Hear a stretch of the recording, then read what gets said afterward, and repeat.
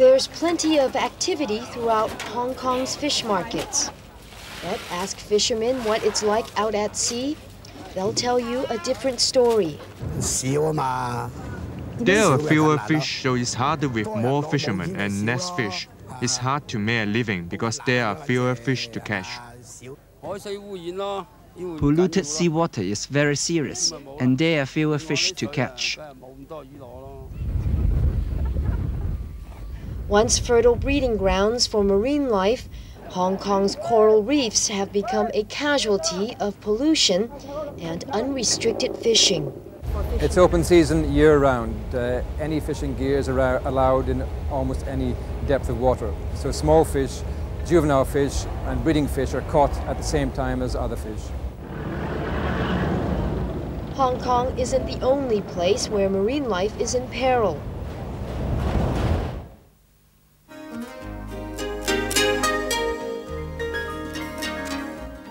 Malaysia's coral reefs had been in danger only until artificial reefs were anchored along the coastline about 10 years ago. Today, sea life is thriving again with the help of unlikely objects such as old tires, concrete cylinders, and metal chains. Once extinct in its offshore reefs, lobsters are making a comeback, along with abalone and a host of other marine life. And artificial coral reefs is a concept that's catching on in Hong Kong. Just last December, the territory's first man-made reefs project was kicked off at Hoi Ha Wan. Although research is continuing with that scheme, the government is gearing up for its own deployments of fake reefs in the northeastern waters off Mears Bay. One of the things that artificial reefs do is to prevent the use of trawling gear, for example, in the areas where the artificial reefs are sited. Now, fishermen might see this initially as an infringement on their traditional fishing grounds. They might be concerned they're losing territory to artificial reefs.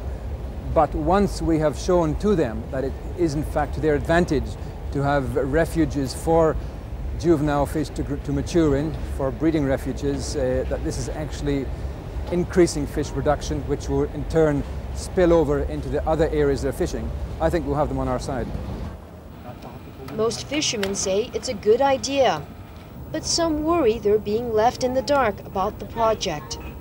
We don't know about these things as far as if there's going to be any effect, damage, or poisonous materials used.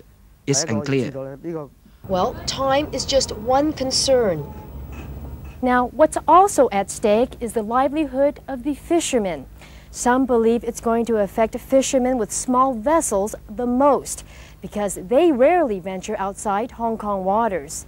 About 5% of Hong Kong's fishing vessels stay within the territory's waters for their catches. And once the artificial reefs are deployed, the areas affected will be off limits to fishing activity. It's an issue fishermen want clearly defined. Time should be given for people to understand the project. It hasn't started. And the second part is being drawn up, like restricting zones for fishing boats to go there. But the government is promising to tread carefully. We need to have more information on the exact status of the fishing grounds before we go into larger scale deployment. In order for the project to get off the ground, legislation is needed. And there's the matter of funding, an estimated $65 million worth to keep the project afloat.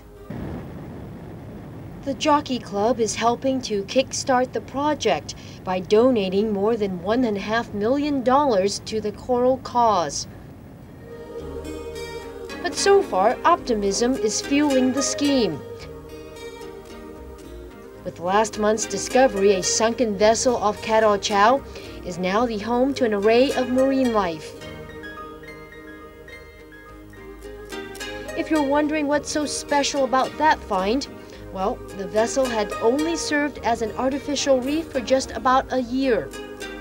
A relatively short time for such an increase in return of sea life. It's an outcome that's hard for anyone to object, It's a boost in fish life that'll eventually help safeguard fishermen's livelihood and Hong Kong's fragile marine menagerie.